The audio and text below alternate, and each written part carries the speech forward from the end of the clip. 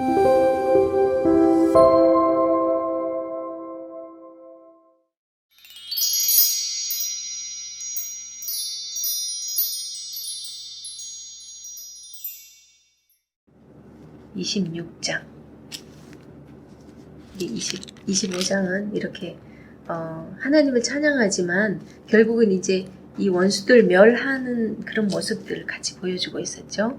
그 다음에 26장 26장, 27장 같은 경우 이제 같이 이어지는 이 부분에 있어서는 24, 25장이 이제 종말에 대한 걸 계속 말씀하고 있잖아요. 종말에 나타날 거. 계속 이어진다고 보면 돼요. 그리고 24, 25장에서는 이제 하나님의 승리와 그리고 그 승리를 축하하는 잔치에 초청하는 이제 그런 모습을 보여주고 있다면 26, 27장에서는 하나님의 승리가 주의 백성들에게는 그럼 어떤 의미가 있습니까?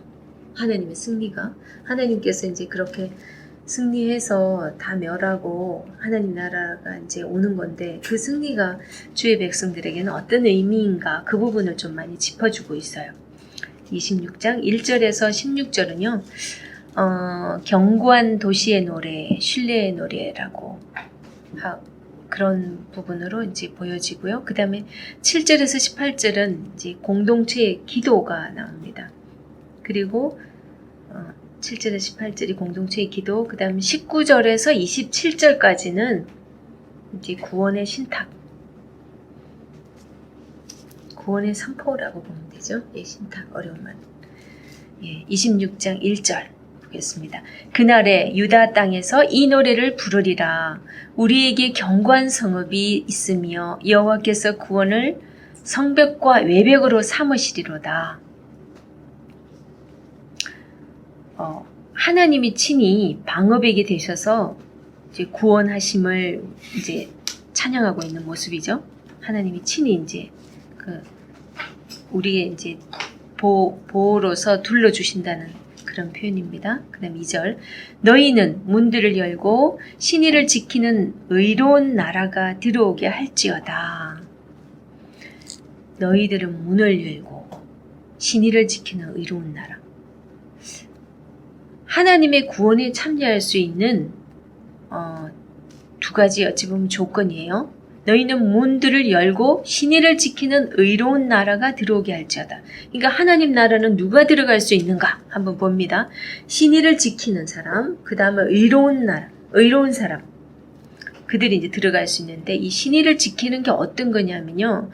하나님과의 언약 관계를 잘 지키고 유지하는 거예요. 그 유지한다는 굳이 표현은 그렇게 해석을 왜 굳이 했을까? 언약을 한 번은 지켰는데 계속 우리가 하나님 올 때까지 그 언약을 지키고 있지 않고 유지하고 있지 않으면 안 되잖아요.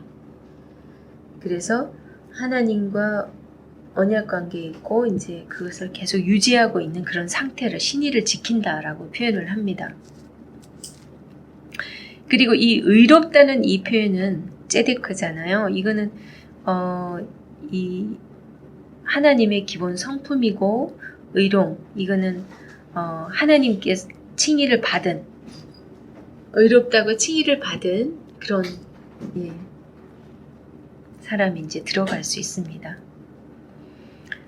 그 다음에 3절 주께서 심지가 견고한 자를 평강하고 평강하도록 지키시리니 이는 그가 주를 신뢰함이니이다. 심지가 견고한 자. 이 심지가 뭘까요? 심지 이거는 마음이잖아요. 우리 사람 마음, 그죠? 예체른데 사람의 마음. 이거는 사랑과 의지로 의지의 그물로 짜여진 태도와 습관. 참 말이 어렵던데 이렇게 이 성경 사전에 그렇게 해석을 해주고 있어요. 사랑과 의지로 의지의 그물로 짜여진 태도와 습관. 이게 심지입니다. 심지가 견고한 자, 아주 제대로 바로 서 있고, 그 다음 평강하고 평강하도록 지키시리니 이는 그가 주를 신뢰함이니. 이것도 심지가 견고한 자는 하나님만 굳게 잡고 의지하는 마음을 가지고 있고, 그 다음에 주를 신뢰한다. 이것도 주를 믿으라, 확신하라. 이거 완전 명령으로 나오더라고요. 이 해석 자체가. 주를 그러니까 확신하고 이렇게 믿는 사람. 이제 그런 사람들이 이제 하나님 나라 들어가는 거죠. 그 다음에 4절. 너희는 여호와를 영원히 신뢰하라. 주 여호와는 영원한 반석이심이로다. 4절 같은 경우 반석은요. 우리가 위급할 때 피난처가로서 이 반석을 많이 표현하고 있어요. 여기서 피난처로 얘기를 해주고 있습니다. 여기서도 보면 우리 4절에서도 보면 결국은 주제가 신뢰하라. 주 여호와는 영원한 반석이십니다. 이게 자체가 성경 전체 주제가 사실은 믿음이잖아요. 그죠? 하나님을 어떻게 믿느냐 믿지 않느냐 그거에 따라서 우리가 구원이 결정되는. 그러니까 결국은 그 신뢰할 때 하나님이 반석이 되어준다는 것은 믿음이 있을 때 그 구원의 길로 갈 수 있다는 것을 지금 여기서 얘기를 해주고 있습니다. 그리고 우리가 신명기 6장 25절에 보면요. 하나님의 모든 명령을 지키는 것이 의로움이라고 나와요. 참, 이거 보니까요.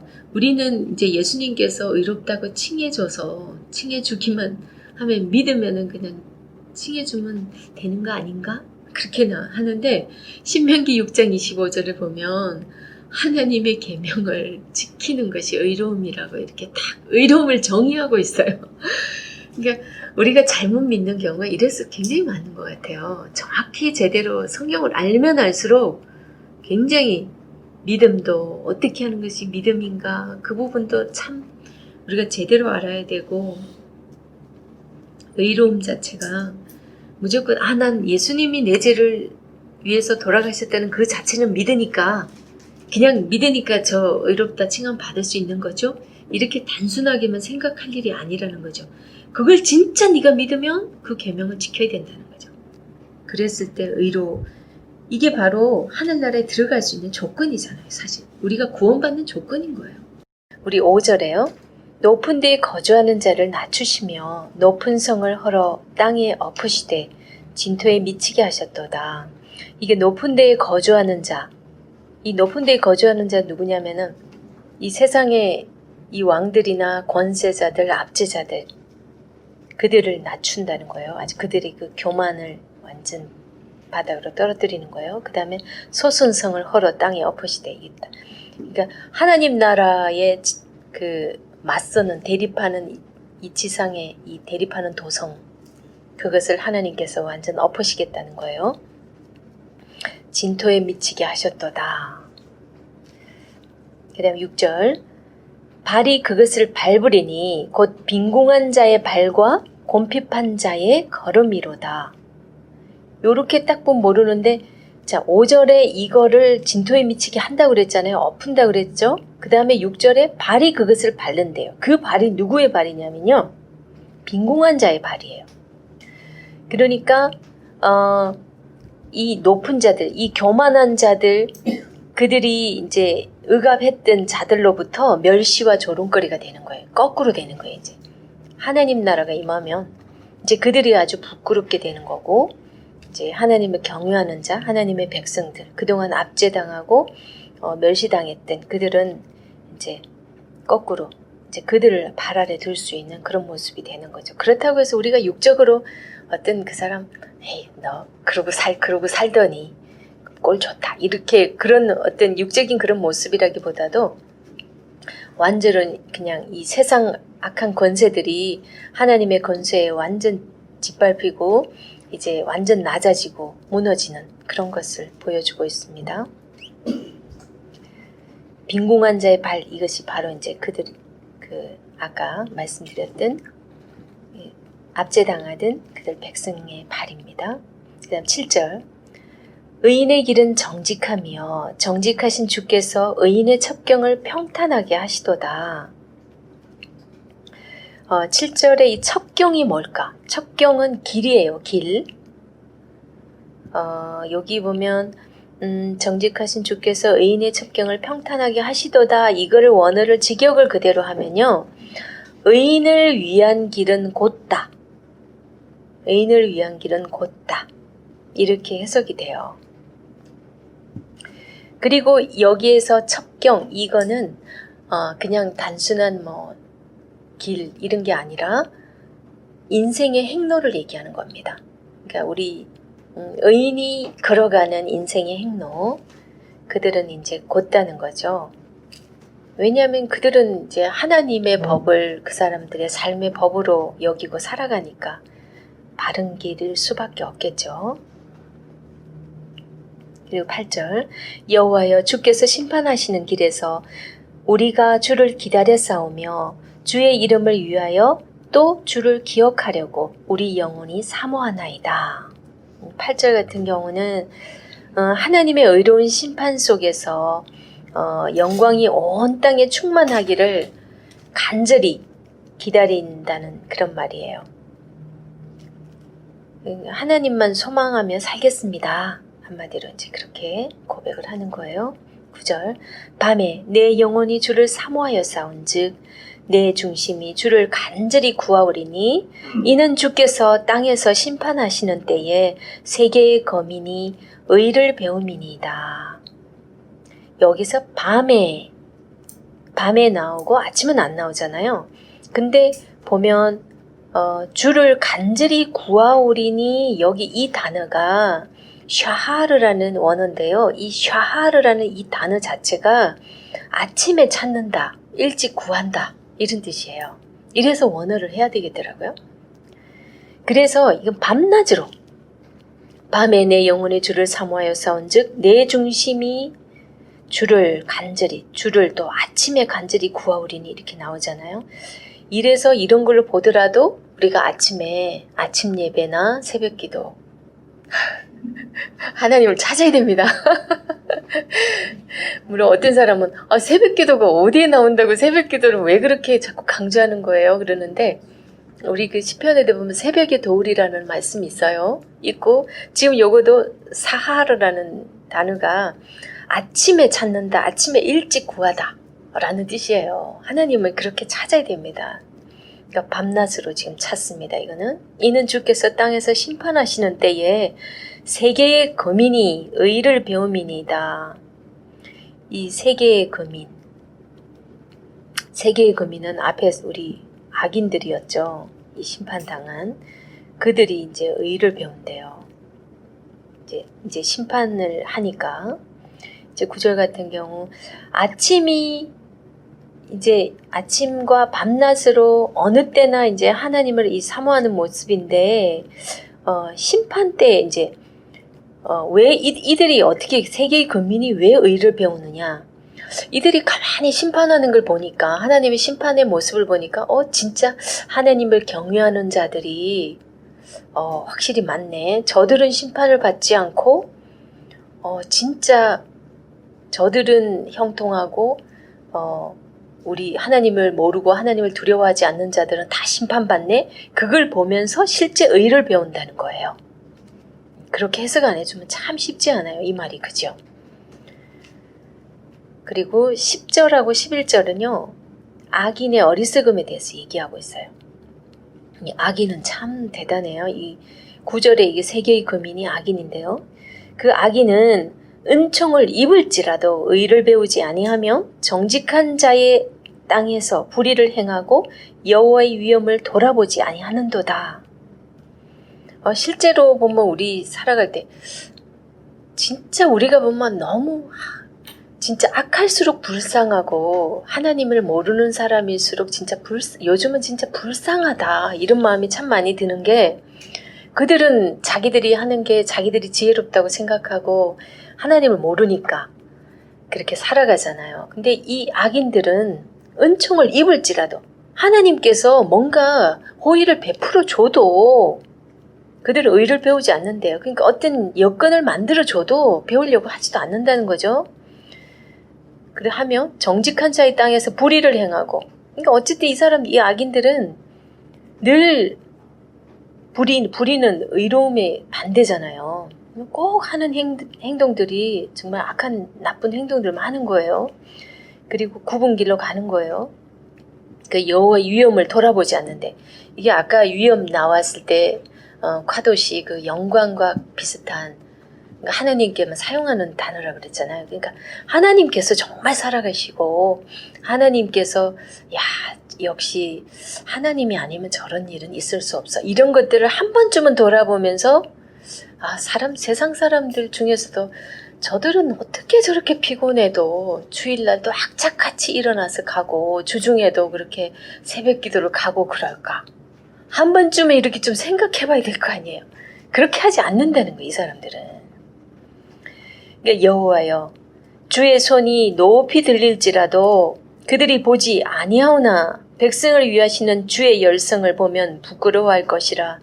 불이 주의 대적들을 사르리로다. 지금 여기 11절에 주의 손이 높이 들릴지라도, 이 말은 임박한 심판이, 지금 하나님께서 손을 높이 든다 그러면 이제 심판하려고, 손을 편다는 것도 심판이고 높이 드는 것도 심판하기 위해서 지금 심판이 저들에게 임박해져 있는데도 그들이 보지도 않는데요, 그거를. 그러니까 기상이변이나 뭐 온갖, 지금도 보면 이상 기후잖아요. 이렇게 불볕더위에 사실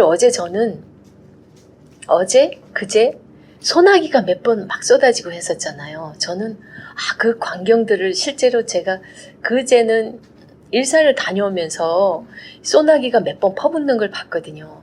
너무 덥고 진짜 열기가 막 진짜 모락모락 아지랭이가 있을 정도로 너무 더운 상태였잖아요. 그럴 때 소나기가 퍼부을 때 어떤 심정이었냐면은, 하나님의 긍휼이다. 지금 저 불볕더위 속에서 정말 에어컨 바람의 혜택을 못 보는 사람이 진짜 많을 거 아니에요. 그 가운데 얼마나 고통 중에 있는 사람도 있을 텐데 그걸 잠깐이라도 식혀주는 역할을 하기 위해서 하나님의 긍휼로 저는 여겨지더라고요. 그 몇 번에, 그제 어떻게 소나기가 몇 번 이렇게 퍼불까, 그때마다. 제가 그래서 하나님 참, 제가 정말 그 마음으로 하나님을 그때 감사하다고 찬양을 했어요. 그러니까 그런 걸 보고서 우리는 자연을 보고도 하나님을 느끼잖아요. 그러니까 정말 우리가 복받은 자죠. 근데 진짜 아기는 그런 걸 보고도 모르니까. 그리고 불이 주의 대적을 사르리이다. 이거는 대적을 소멸하는 복수의 진노. 이 하나님의 불은 또 복수를 하는 소멸하는 불입니다. 그리고 12절, 여호와여, 주께서 우리를 위하여 평강을 베푸시오니 주께서 우리의 모든 일도 우리를 위하여 이루심이니이다. 모든 것은 하나님의 은혜요. 역사라는 이들의 이제 고백이에요. 그 다음에 13절, 여호와 우리 하나님이시여, 주 외에 다른 주들이 우리를 관할하여 사오나 우리는 주만 의지하고 주의 이름을 부르리이다. 다른 주가 뭐겠어요? 이 세상 권세죠. 세상 권세, 악한 것들, 이방의 압제자들, 그들이 우리를 관할하여 사오나 우리는 주만 의지하고 주의 이름을 부르리이다. 이제 그런 고백을 하고 있습니다. 이전에는 이제 비록 세상 권세들이 우리를 그렇게 했지만 이제는 그러기 때문에 우리가 어쩔 수 없이 왜 세상 사람처럼 살았잖아요. 진짜 세상 사람들이 하는 모습 그대로 따라하고 진짜 무늬만 크리스찬의 모습들 참 많이 보였잖아요. 그렇지만은 이제 하나님의 이런 역사를 보면서 이제는 내가 그 세상 모든 세상 가치관들 다 버리고 이제 진짜 내가 하나님의 사람으로서 하나님 중심의 삶을 살겠습니다. 라는 이런 고백을 하고 있는 거예요. 14절, 그들은 죽었은즉 다시 살지 못하겠고 사망하였은즉 일어나지 못할 것이니 이는 주께서 벌하여 그들을 멸하사 그들의 모든 기억을 없이 하셨음이니이다. 요 14절의 요 앞부분, 그들은 죽었은즉 다시 살지 못하겠고,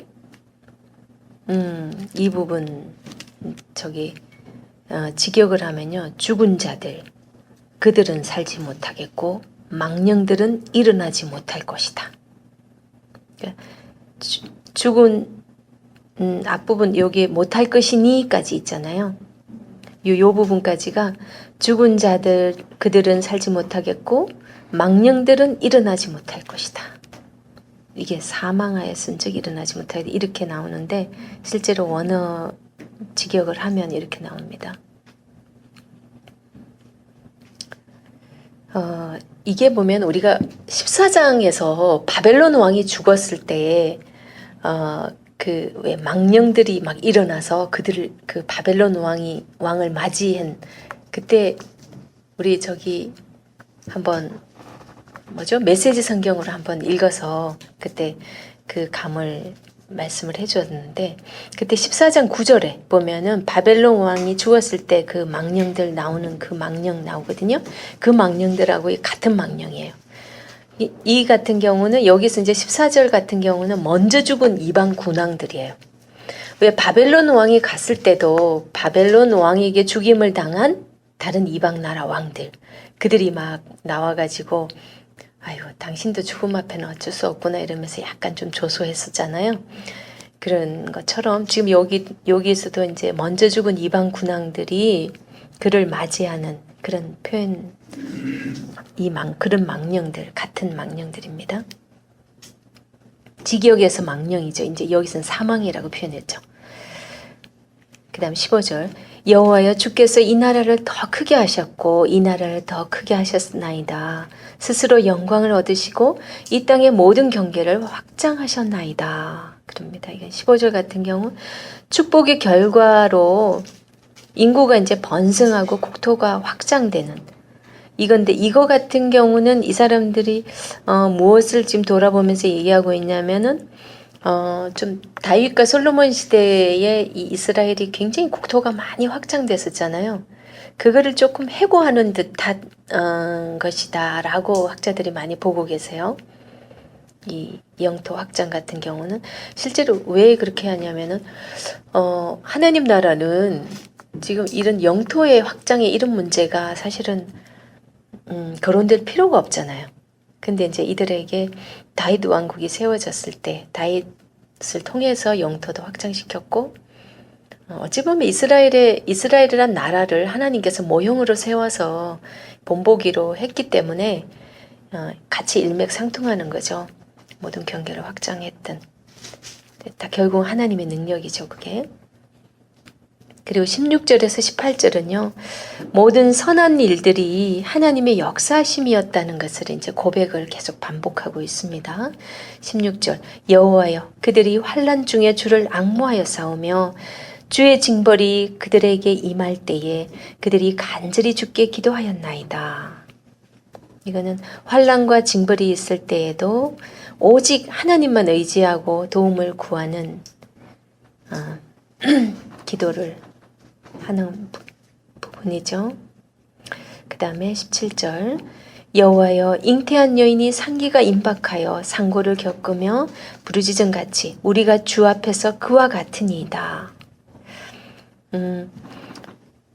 잉태한 여인의 상기가 임박하여 상고를 부르짖는 이것이 우리 인생에 있어서 가장 큰 고통을 이렇게 표현한다고 했어요. 그죠? 그러니까 아주 극한 고통 속에서도 견뎌내면은 왜 새 생명을 볼 수 있잖아요. 그렇게 그런 새 생명을 볼 수 있는 그 소망이 있듯이 그 기대감으로 주님 앞에 이제 서 있는 그런 모습입니다. 이스라엘의 실제 현실은 근데 사실은 아무것도 낫지를 못했어요. 실제 이스라엘의 모습은. 이렇게 어쨌든 고백하고 있고요. 18절 우리가 잉태하고 상고를 당하였을지라도 바람을 낳은 것 같아서 땅에 구원을 베풀지 못하였고 세계의 거민을 출산하지 못하였나이다. 자기들이 자기를 알고 지금 이렇게 고백을 하고 있는 거예요. 예, 아무리 큰 고난을 이겨내도 이스라엘은 아무것도 사실 하지 못했어요. 하나님께서 너희들이 나의 우리 출애굽기 19장 5절에서 6절 우리 첫 시간에 했던 거 기억하시죠? 너희들이 제사장 나라 거룩한 백성이 되어주겠느냐? 그렇게 해서 세계의 이 거민들을 돌아오는 그 통로가 되어 주겠느냐라고 하나님께서 그렇게 하면은 너희가 내 소유가 되겠고 그러면서 하나님께서 다 보장하신다는 말씀하셨는데 결국은 이들은 아무것도 이제 못한 거죠. 좀 절망적인 그러면서 이제 지금 아주 절망적인 그 마음들을 쏟아놓고 있습니다. 그들이 뭐 세계 거민을 출산하지 못하든 아무도 이제 하나님을 믿도록 하기는커녕 오히려 다른 이방 종교를 쫓아한 이스라엘의 모습이었죠. 하나님 앞에 정말 부끄럽죠. 19절 주의 죽은 자들은 살아나고 그들의 시체들은 일어나리이다. 티끌에 누운 자들아 너희는 깨어 노래하라. 주의 이슬은 빛난 이슬이니 땅이 죽은 자들을 내놓으리로다. 19절 같은 경우는 하나님께서 죽은 백성을 부활시킨다는 이게 정말 이게 부활이 우리가 신약에서나 있다고 생각했잖아요. 저도 처음 발견했어요. 이사야서에 이게 부활을 얘기하고 있다는 게요. 분명히 보세요. 주의 죽은 자들이 살아나고 이렇게 얘기하고 있죠. 그들의 시체들은 일어나리이다. 티끌에 누운 자들아 너희는 깨어 노래하라. 주의 이슬은 빛난 이슬이니 땅이 죽은 자들을 내놓으리로다. 그러니까 이거는 하나님의 이 생명의 능력을 이 이슬에다 비유를 하고 있어요. 여기서 처음으로 부활을 얘기하고 있고 특히나 여기 보면은 죽은 자의 부활을 얘기하는데 이 개인적인 부활 누운 자들이 너희를 깨워놓으리. 이게 이런 식으로 지금 개인적인 부활까지도 볼 수가 있어요. 왜 이 개인적인 부활 얘기하냐면 사실은 옛날 이제 구약 시대만 해도 그냥 민족 구원이잖아요. 그 이스라엘 백성들만 그냥 자기들만 선민이라고 그렇게 했지. 하지만 우리가 이사야서를 앞에 쭉 본 걸 보니까 곳곳에서 이방 나라들을 구원할 거를 말씀하고 있는 게 곳곳에 있었잖아요. 그죠? 그러니까 하나님의 뜻은 전 이방 출애굽기 사실 거기에서부터도 그렇죠. 세계 거민이 내게 다 돌아올 거라고 그런데 다 돌아오는 게 하나님의 뜻인데 이스라엘 백성들 자기들이 잘못 생각한 거죠. 그 사람들이 잘못 생각을 해서 자기들만 선민이고 오히려 이방 나라들은 짐승같이 여기고 아직도 사실은 그 유대인들은 참 우리가 신약 이 예수님에 대해서 얘기하면 그걸 인정을 안 하잖아요. 그러니까 지금 예수님이 온 이후에 이스라엘 백성들 그 유대인들은 구원을 못 받는다고 그러죠. 예수님 오기 전에 죽은 자들은 구원이 있겠지만은 하여튼 구원의 부분은 하나님의 소관이니까. 그리고 20절 내 백성아 갈지어다 네 밀실에 들어가서 네 문을 닫고 분노가 지나가기까지 잠깐 숨을 지어다. 요 부분 때문에 굉장히 그러니까 밀실에 들어가서 네 문을 닫고 분노가 지나가기까지 잠깐 숨을 지어다 그러잖아요. 이 부분 때문에 굉장히 그 보호처 얘기에 대해서 많이 근거로 삼고 있어요. 근데 그 부분을 이제 다들 문자적으로 해석하지 않는 부분들이 많이 있기 때문에 그거는 이제 각자 그래서 대환란이 오기 전에 휴거가 된다. 이것도 이제 많이 근거로 보는 거죠. 휴거를 시켜서 어디 보호처에다가 이제 보호를 시켜놔야 이제 이 얘기가 또 되니까 이걸 많이 근거를 삼고 있는데 혹시나 뭐 이 중에서도 다 종말론에 대해서 배운 게 다 틀리니까요. 이게 너무 고정적으로 생각하지 마시고 이제 마지막 때 가서는 하나님께서 많은 부분도 우리가 문자적으로 풀었던 것도 많이 풀어주실 거고 실제 문자적으로 맞는 부분도 많이 있을 거고요. 저희 역시도 뭐 이게 그럴 수도 있겠다 뭐 아닐 수도 있겠다 다 생각하고 있습니다. 지금 여기 그 26절 같은 경우는 1절에서 4절 같은 경우는 왜 진정한 평화가 주의 백성에게 임할 것을 노래를 하고 있는데 지금 요 20절에서 21절 여기는요 환란 속에서도 보호받게 될 것을 이제 노래를 하는 거예요. 그죠? 21절도 보라 여호와께서 그의 처소에서 나오사 땅의 거민의 죄악을 벌하실 것이라. 땅이 그 위에 잦았던 피를 드러내고 그 살해당한 자를 다시는 덮지 아니하리라. 이렇게 얘기합니다.